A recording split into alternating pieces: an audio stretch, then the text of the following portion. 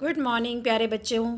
आज हम चैप्टर 1 जो हमारा है हमारे आसपास के पदार्थ, इस पार्ट को एक ही नज़र में आज यानी कि रिकैप करते हैं।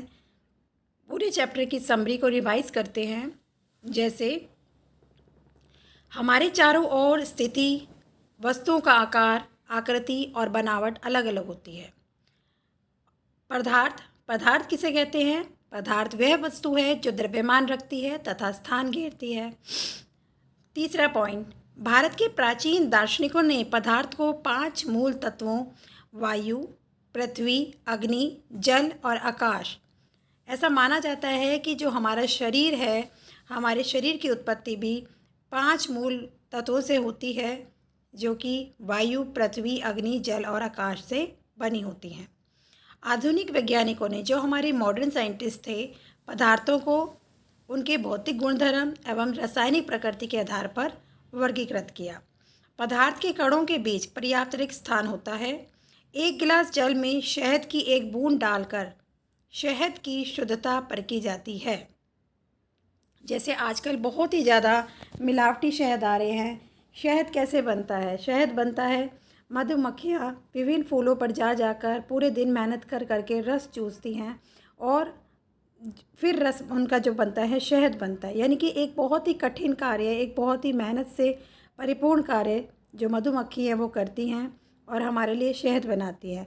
लेकिन मार्केट में आजकल क्या हो रहा है कि बहुत सारे वैरायटी के जो शहद आ चुके हैं, जिन्हें हम बोलते हैं जैसे भाई पतंजलि का हनी है, डाबर हनी है, तो उनमें क्या आने लगी, मिलावट आने लगी है।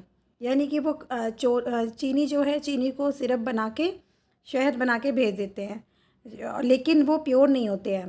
तो अगर हमें शहद की शुद्धता देखनी है तो हम क्या करेंगे, उसको एक बूंद को पानी में डाल के देखेंगे। एक गिलास जल लेंगे, उसमें शहद की एक बूंद डालेंगे।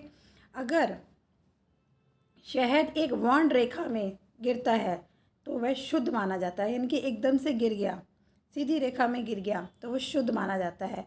और अगर मान लो उसमें चाशनी बन रही है, खिंचाव महसूस हो रहा है, तो आप समझ सकते हो कि उस शहद में मिलावट है, वो चीनी से बना हुआ है। पदार्थ के कण निरंतर गतिशील होते हैं, अर्थात उनमें गतिज होती है। अब देखो, कोई भी चीज़ बनी है, कोई भी पदार्थ है जिसके बारे में हम कंसिडर कर रहे हैं, तो उसके अंदर जो छोटे छोटे कण हैं, पार्टिकल्स हैं, वो निरंतर क्या हैं, गतिशील हैं। तापमान बढ़ने के कारण गतिज ऊर्जा बढ़ जाती है। पदार्थ के कण एक दूसरे को आकर्षित करते हैं, परंतु आकर्षण बल का सामर्थ्य प्रत्येक पदार्थ में अलग अलग होता है।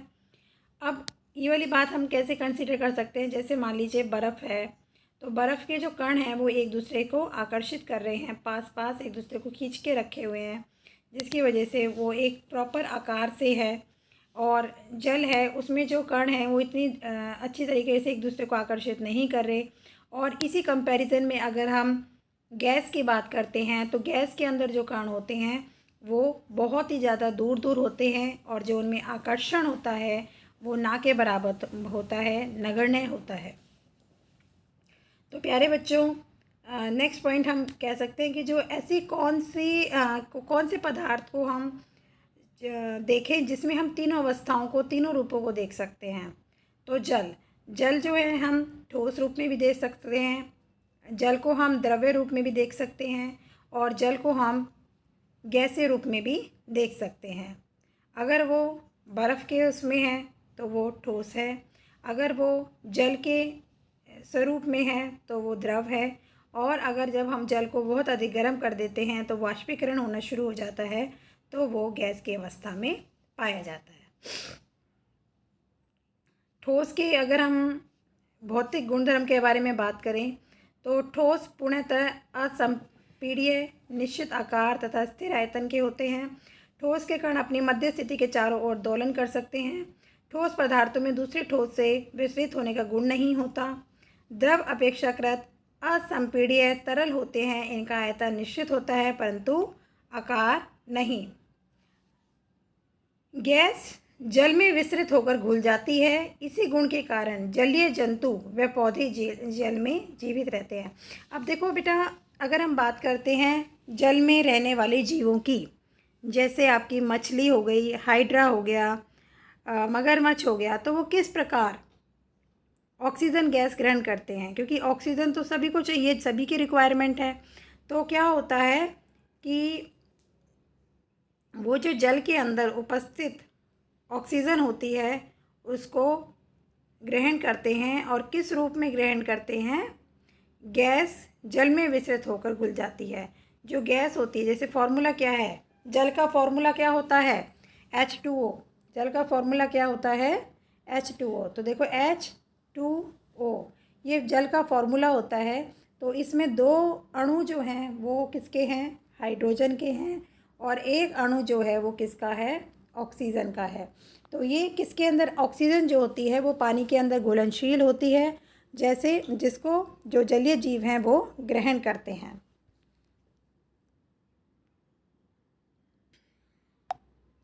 नेक्स्ट हम बात करते हैं, इसको हम थोड़ा सा रब कर देते हैं कि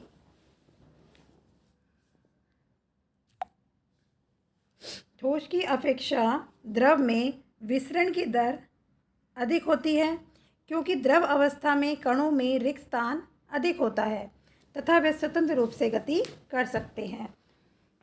ठोसों एवं द्रवों की तुलना में गैसों की संपीड़नता अधिक होती है।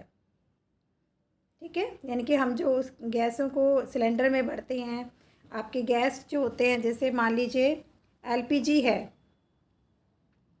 जो हमारे घर में ईंधन का कार्य करते हैं, वो क्या होती है? LPG।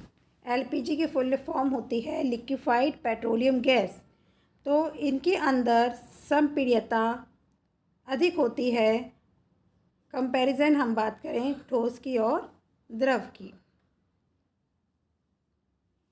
ये कैसे रिमूव होगा?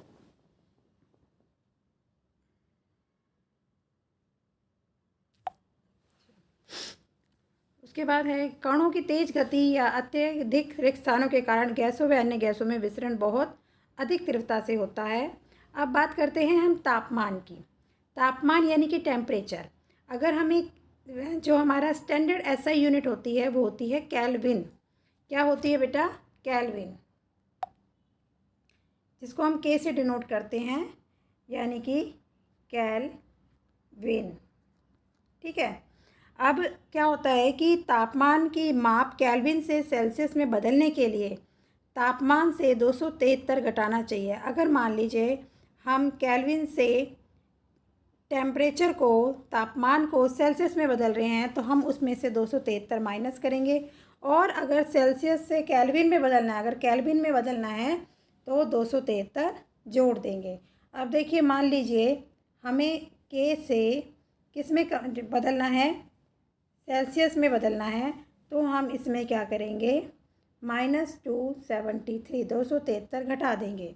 लेकिन अगर हमें सेल्सियस